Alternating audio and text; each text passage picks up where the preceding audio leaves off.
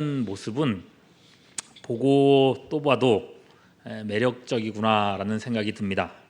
특히나 47절 말씀은 우리가 참 사모할 만한 말씀이죠. 온 백성에게 칭송을 받으니 주께서 구원받는 사람을 얼만큼 더하게 하셨어요? 언제? 날마다. 그죠? 우리가 할 수 있는 최선은 사실 매 주일마다만 해도 참 은혜로운 거잖아요. 근데 초대교회는 날마다 구원받는 사람들의 고백이 있었다는 겁니다. 대단하죠? 예, 우리도 그러면 좋겠죠, 그죠? 네. 자, 생각해 보십시오. 이미 초대교회는 베드로의 설교로 3,000명이나 되는 회심자가 있었고요. 거기에 날마다 구원받는 사람이 더해졌다 그러니 정말 대단한 부흥이 일어난 겁니다. 그러면 여러분, 초대교회가 도대체 어땠길래 이렇게까지 부흥할 수 있었을까요? 비결이 뭘까요? 감사하게도 43절부터 46절까지 그 내용이 있습니다. 세 가지로 되어 있는데요. 첫 번째로 43절에 보면 뭐 때문으로 되어 있습니까? 사도들로 말미암아 기사와 표적이 많이, 그냥도 아니고 많이 나타났습니다. 그죠? 자, 이게 첫 번째 이유고요. 기사와 표적. 두 번째는 44절과 45절입니다. 뭐라고 되어 있습니까? 믿는 사람이 다 함께 있었다. 그 다음에 모든 물건을 서로 통용했다. 그 다음에 재산과 소유를 팔아서 각 사람의 필요를 따라 나눠줬다. 이게 이제 두 번째 이유입니다. 함께 있고 통용하고 팔고 나눠주는 초대교회 모습. 그 다음에 세 번째 46절입니다. 날마다 마음을 같이하여 성전에 모이기를 힘쓰고 또 집에서도 그죠? 떡을 떼며 기쁨과 순전한 마음으로 음식을 먹었다. 성전에 모이기를 힘쓰고 또 소그룹으로 집에서 모이기를 힘썼다고 얘기하고 있습니다. 이 세 가지예요. 그죠? 자, 그러면 여러분 진지하게 여쭤보겠습니다. 솔직히 이 셋 중에 사람들이 교회로 몰려오게 한 최대의 원동력은 무엇이겠습니까? 1번, 2번, 3번 중에 사람들이 교회로 오게 되는, 몰려들게 된 최대의 원동력 뭐겠습니까? 네? 1번이죠. 그죠? 1번. 첫 번째요. 기적과 표적입니다. 그것도 어쩌다가 이렇게 한 명씩 병도 낫고 그랬더라가 아니라 뭐라고 돼 있어요? 많이 났어요. 예. 이후에 나누는 나오는 나눔도 좋고 교제도 좋지만은 교회 부흥에 기적처럼 효과적인 게 어디 있겠습니까? 지금도 마찬가지입니다. 만일에요, 갑자기 우리 교회 교육자들이 하나님이 능력 주셔가지고 안수기도만 하면은 어떤 병이라도 낫는다고 생각해 보십시오. 할렐루야. 예, 여러분 교회 부흥이요 몇천 명, 몇몇 명 되는 거요. 어려운 일 아닐 겁니다 아마. 그렇게 생각됩니다. 여러분, 근데 그 일이 초대교회 사도들에게는 일상이었다는 겁니다. 일상. 그럼 여러분 생각해 보십시오. 이 말씀을 볼 때 여러분들은 어떤 느낌이 드십니까? 일상적으로 하나님께서 기적을 주시고 병고침이 일어났더라. 사역 초년 때 20대 초반 때였던 것 같아요. 저는 이 본문을 보면 항상 정죄감이 들었습니다. 정죄감. 초대교회 때는 그렇게 기적이 일상적으로 일어났는데 오늘날엔 왜 이렇게 기적이 일어나지 않을까? 전에 제가 말씀드렸었지 않습니까? 제가 사도들보다 기도를 적게 하지 않았어요. 아무리 계산기를 두드려 봐도 그래요. 왜냐하면 사도들은 지금 막 기적이 일어났다고 얘기하지만은 예수님 부활하시고 나서 오순절까지 약 50일 정도만 기도를 했으면 했겠죠. 그죠? 기도했던 기간이 그리 길지 않아요. 그분들이 50일 동안 그냥 밤낮으로 맨날 기도했어도 제가 20대 그 청춘을 다 바치면서 기도원과 그 오랜 동안 기도하고 부르셨던 시간과 비교하면 이분들의 기도는 절대 저를 못 따라와요. 그렇다니까요. 계산기 두드려 보십시오. 여러분들은 말할 것도 없어요. 그죠? 그런데 그분들은 그런 기적을 행하는데 나는 그게 안 된단 말이죠. 우린 그게 안 된단 말이죠. 저만이 아니에요. 아니, 왜 그 유명한 목사님들도 병 고치는 걸 못할까? 아니, 그땐 그렇게 일상이었다고 하는데 왜 오늘날에는 그런 얘기들이 카더라만 있을까? 어디서 누가 이렇게 병을 고쳤다더라 얘기만 듣지 사실 실제로 잘 못 봤잖아요. 여러분, 그렇게 묻는다면 뭐 이유 될 건 하나밖에 없습니다. 오늘날의 영성이 아무리 그래봐야 초대교회보다 못하니까 그렇지, 뭐 그렇게 대답할 수밖에 없지 않습니까? 지금 이 정도의 열심 가지고는 안 된다는 거예요. 더 뜨겁게 기도해야 되고 더 성령의 충만함을 받아야 된다. 그래야 이런 기적이 일어날 텐데 영성이 초대교회만도 못하니까 지금 우리가 기적이 안 일어나는 거다. 그렇게 대답할 수밖에 없지 않습니까? 그래서 제가 자괴감에 빠진 거예요. 도대체 얼마나 더 기도를 해야 기적이 일어나는 거냐고. 저뿐이 아닙니다. 어릴 적에 저처럼 생각하는, 지금도 그렇게 생각하는 교단과 또 목회자분들이 계세요. 지금도 초대교회 때처럼 병고침의 역사가 일어나야 된다. 그때처럼 그렇게 많이 일어나야 된다고 생각하시는 분들이 있습니다. 왜요? 성경이 그렇게 적혀 있으니까요. 그분들에게는 초대교회가 가장 이상적인 교회입니다. 그래서 그분들의 슬로건은 항상 똑같습니다. 초대교회로 돌아가자. 초대교회처럼 되자. 기적과 표적이 일상이었던 초대교회의 신앙으로 그때의 그 기적으로 돌아가야 된다는 거예요. 그런데 여러분, 실제로는 어떨까요? 교회 역사 2000년 동안 적어도 이런 기적에 대해서는 교회가 초대교회로 돌아간 적이 없습니다. 사도들이 행했던 기적은 우리의 상상을 초월하는 것이었습니다. 바울 같은 사람은요, 심지어 손수건만 올려놔도 그 병이 고쳐졌다고 얘기할 정도니까요. 여러분, 이 정도면 사도들은요, 원할 때면 언제든지 병을 고칠 수 있었던 겁니다. 예, 우리 같으면 어떻게 되겠어요? 귀신 들린 사람이 있어요? 병 고친 사람이 있어요? 그러면은 내게 있는 이름으로 내가 있는 것으로 너에게 명하노니 나사렛 예수의 이름으로 일어나라 얘기할 수 있겠습니까? 못합니다. 왜요? 안 일어나면 어떡해요? 얼마나 부끄러운 일이에요, 목사로서. 그런데 베드로는 어떻게 했어요? 일어나라 그랬어요. 그럼 일어나라고 할 때는 못 일어나면 어떡하지라고 하는 걱정을 가지고 했을까요? 안 했을까요? 그죠? 반드시 일어날 거나 확신을 가지고 했단 말입니다. 무슨 말이냐면요, 그 당시에 사도들은 언제든지 원하는 때에 일으킬 수 있었다는 얘기입니다. 여러분, 오늘날 아무리 영적으로 뛰어난 사람이 있다 할지라도 사도들이 했던 만큼의 기적을 행할 수 있겠습니까? 없겠습니까? 없어요. 그렇다면 여러분, 초대교회 이후 신앙의 후배들은, 우리들은 누구나 이 말씀 앞에서 정죄받아야 마땅하지 않겠냐는 겁니다.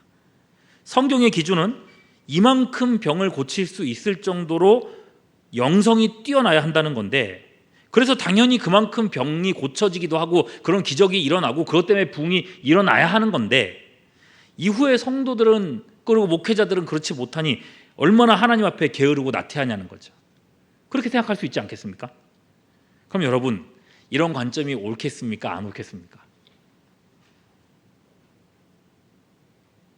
옳지 않은 겁니다. 오늘 말씀은 사도들이 행했던 기적과 병고침에 대해서 여러분 43절에 뭐라고 얘기했습니까? 기적과 병고침이라고 말하지 않고 기사와 표적이라고 얘기했습니다. 표적. 그들이 행했던 기적을요, 표적이라고 말하고 있어요. 여러분, 표적이 뭡니까? 예수님이 누구신지를 나타내는 표적, 표시예요. 표시.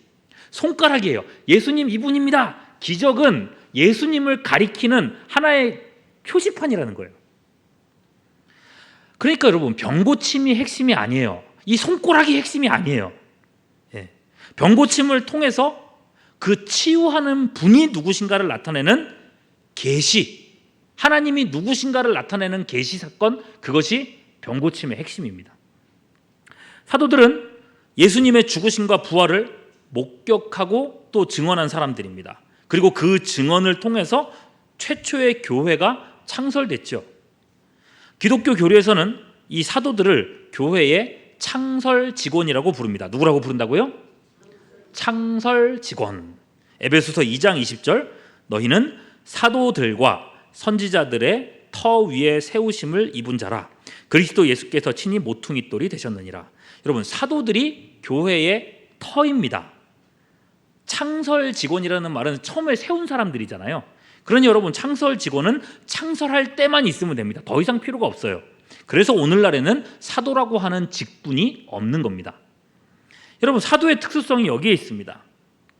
사도들이 행했던 이 병고침의 은사는 오늘날 우리에게서 간혹 나타나곤 하는 병고침의 기적과는 결이 다릅니다. 그들의 병고침은요, 사도들의 병고침은 계시적인 은사였습니다. 하나님이 누구신가, 그리스도가 누구신가를 나타내는 그런 은사였다는 거예요. 그리스도를 증거하고 교회를 세우기 위한 은사로서 주셨다는 겁니다. 마가복음 16장 20절에 그렇게 나와요.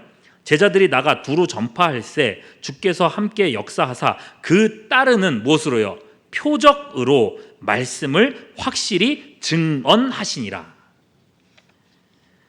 여러분, 사도들은 최초로 교회를 세우는 사람이었고 그들의 기적은 그 증거의 한 방편이었던 겁니다. 고린도전서 말씀에 의하면 사도도 은사였습니다. 그리고 사도라는 은사 역할이 끝났을 때 사도와 함께 사도들의 이 특수한 사역도 함께 정지가 되는 겁니다. 중요한 건 이겁니다. 하나님은 더 이상 병고침으로 자신을 계시하지 않으십니다. 왜요? 자신을 증거하는 특별 계시, 뭐예요? 66권 하나님의 말씀, 성경이 완성되어 있기 때문에 그렇습니다. 물론 여러분, 하나님은 지금도 기적을 행하시고 역사에 개입하셔서 일하십니다. 기도 가운데 얼마든지 불치병도 고치실 수 있는 분입니다. 그거 안 된다는 거 아니에요. 다만 은사나 또는 계시로서가 아니라 믿음의 기도를 통해서 하나님은 일하고 계신다는 겁니다. 그래서요, 성경은 병자를 고치는 일에 대해서 말할 때 너희는 병고침에 은사를 구하라 라고 말씀하지 않습니다. 야고보서 5장 14절 보면 은사가 아니라 누구를 불러요? 5장 14절 누구를 부르라고 되어 있습니까? 장로를 불러, 교회의 장로를 불러 병고침을 위해 뭐하라? 기도하라 그랬습니다. 15, 16절 뭐가 병든 자를 구원한다 그랬어요? 믿음의 기도예요. 은사가 아니라고요. 계시가 아니고 여러분, 믿음의 기도가 병든 자를 구원한다. 은사자의 기도가 아닙니다. 믿는 자의 기도라는 겁니다. 믿음의 사람들은 그러니까 절망적인 질병 앞에서 더욱 기도하여 병을 대적해서 싸워야 한다는 것입니다. 병고침이 오히려 여러분 은사에 매여져 있지 않기 때문에 우리는 오히려 더 기도할 수 있습니다. 오늘 우리가 이 자리에 있는 이유가 이것 때문 아니겠습니까? 여러분, 은사가 아니어도 됩니다. 오늘 밤에 하나님의 역사를 기대하며 더 큰 믿음으로 뜨겁게 기도할 수 있는 우리 모두가 될 수 있기를 소망합니다. 여러분, 이렇게 일단 매듭을 지어 놓으시죠. 그리고 다시 오늘 말씀을 보겠습니다. 초대 교회가 부흥하는 데는 분명 기적들이 주요한 요소였을 겁니다. 그러나 그 시대의 이 표적이란 것은 오늘날 반복되는 게 아니라고 했습니다. 물론 우리도 병고침을 위해서 기도는 해야겠지만 그게 부흥을 위한 열쇠로서 작용하지는 않을 겁니다. 이것은 사도들의 영역이었습니다. 그럼 중요한 건 그 다음번부터가 되겠죠. 두 번째 요소를 보겠습니다. 믿는 사람이 다 함께 있었다. 그리고 모든 물건을 서로 통용했다. 재산과 소유를 팔아서 각 사람의 필요를 따라서 어떻게 했다고요? 나누어 주었다. 여러분, 초대교회 성도들은요, 공동체로 연합했습니다. 서로를 돌아보고 책임져주는 공동체. 성도들이 서로 돌보는 그 모습이 세상과 달랐던 겁니다. 그러니 47절에서 온 백성에게 칭송을 받았다는 얘기가 나오는 겁니다. 여러분, 이 말씀 보실 때마다 어떤 느낌으로 다가오십니까? 은혜가 되십니까? 사실 잘 안 됩니다. 왜 그럴까요? 부담이 커요. 아니, 목사님, 요즘 같은 때에 어떻게 재산을 다 팔아가지고 바치라는 말을 하십니까? 기적을 얘기했지만은 재산을 다 팔아가지고 나눠주는 거야말로 병고침의 기적보다 더 큰 기적 아닙니까? 그런 생각이 들 수도 있어요. 여러분, 근데 이 말씀을 오해해서는 안 됩니다. 바나바 같은 사람은 물론 전 재산을 팔아가지고 하나님께 드렸죠. 그래서 사람들한테 칭송을 받긴 했지만은 이 시대의 모든 성도들이 전부 다 공동생활을 했다느니 또는 모두가 다 전 재산을 팔았다니 그렇지는 않습니다. 그건 오해입니다.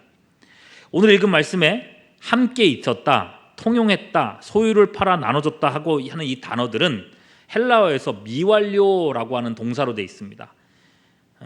계속 그렇게 해나갔다는 뜻이에요. 그러니까 일회성으로 다 갖다 바치고 끝내버린 게 아니라 필요할 때마다 원하는 만큼 필요에 따라서 계속 그렇게 해나갔다는 거예요. 간혹 전 재산을 팔아 드린 사람도 있었지만 그런 사람들은 그야말로 소수였습니다. 중요한 건 초대교회는 서로를 책임져 주는 공동체였다는 겁니다. 필요할 때는 기꺼이 자신의 것을 내어줄 수 있었어요. 여러분, 이런 일인데 우리가 굳이 초대교회까지 운운할 필요가 있겠습니까? 뭔가 혼자 하는 일이 일상이 돼 있는 우리 시대 아닙니까? 식당에 가면 혼자 밥 먹는 자리, 혼밥석이라고 하죠. 그게 어디에나 있습니다. 이게 예전에는 없던 풍경이었잖아요. 그만큼 개인주의가 팽배해진 시대입니다.